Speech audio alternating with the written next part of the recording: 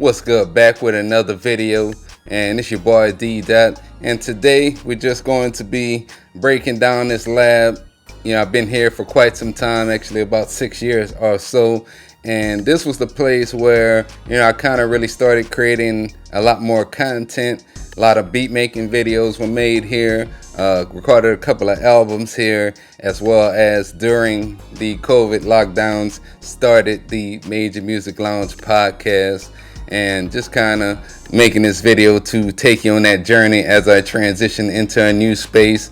So I made a lot of beat making videos just kind of as a way of exiting this space, and it meant a lot to me from the standpoint of I feel like this is where I gained a lot of supporters on my YouTube channel, and just finding out about what I do, in terms of being an artist, producer, some of the videos I do in expansions, plugins, iPad music apps, etc. And then, as I said before, this was the place where we started the Major Music Lounge podcast. But all things actually not coming to an end, but just transitioning, needed more space. This was just too compact. And if you've been following, I actually been kind of creating content for even longer.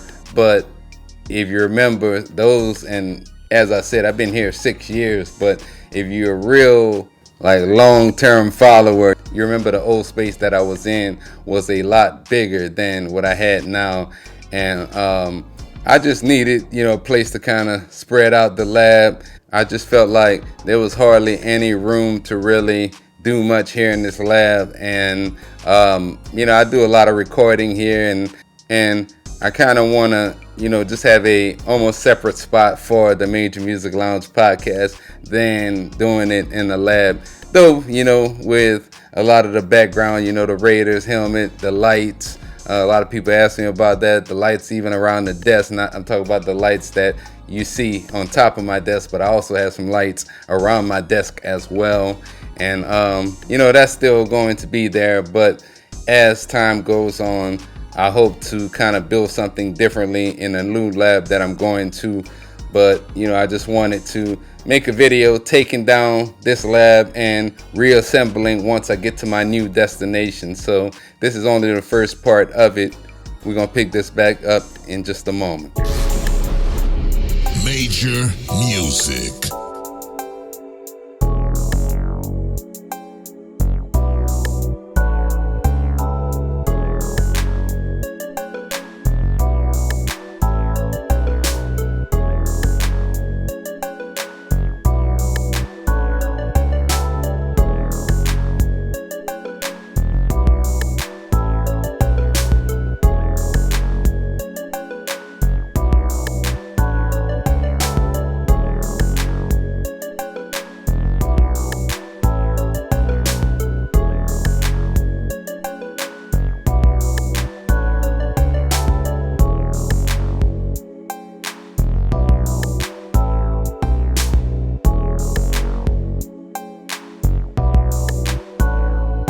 So all set up at the new spot now, and I just wanted to make a video going through the process, moving, breaking down my old setup into my new place, and also use this time to talk about what I used to do a lot of my production in, because I get some questions sometimes, like on TikTok as well as on YouTube.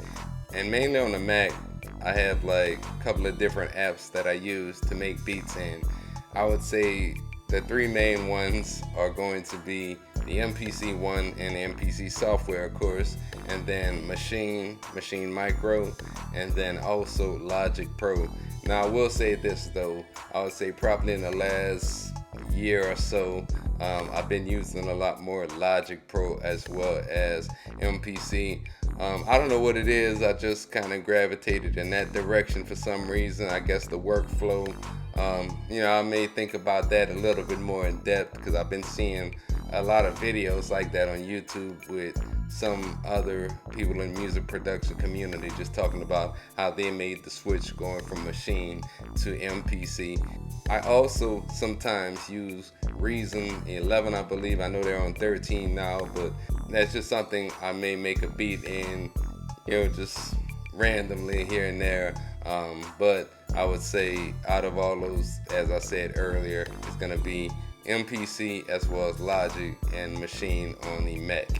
And then also on the iPad, I make beats as well. I know some of you have seen a lot of my videos making beats and doing some demos of some of the music production apps that I come across on the iPad. So if you are an iPad music producer, you may want to stay subscribed to this channel, because I do iPad music production videos from time to time. But on the iPad, I mainly use Beatmaker 3 as well as Logic Pro on the iPad too. So those are going to be the beat making apps and programs that I use on the Mac as well as on the iPad. Now, as far as like my MIDI controllers and what I'm using this year, still mainly the Complete Control A49 series keyboard.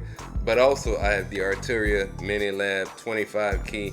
That's going to be the first generation. I know they came out with one recently, maybe like a year or so ago, but I have the very first Arturia Minilab. And I usually use that, for example, when I'm making beats in Logic, or it's actually the MIDI keyboard I mostly travel with because it's 25 keys. But it's also a very durable MIDI keyboard. I've been having it for, maybe quite about about 4 or 5 years or so, and it's still going strong. And as far as my audio interface, I'm using the PreSonus Studio 26C. And if you've seen like some of my previous videos, I've been using this PreSonus 26C for quite some time now, and it's still going strong. Now, outside of that, for my studio monitors, I am using the iLoud micros from IK Multimedia. I've been having those for a couple of years as well, and that's coming off of the Rokit 5s, which I used previously, but I had one of my Rokit 5s go out on me. I still actually have one I haven't even used in quite some time. And as far as my mic, I'm using the Blue Microphones Blackout Spark SL. I've been having that for a couple of years as well. Pretty much recorded, I would say, most of my recent albums, everything from like MPH that came out in 2020 to I have another album coming out soon that we're working on. But if you heard any of my projects as well recently, that was pretty much all recorded on that Blue Microphone, the Blackout SL series.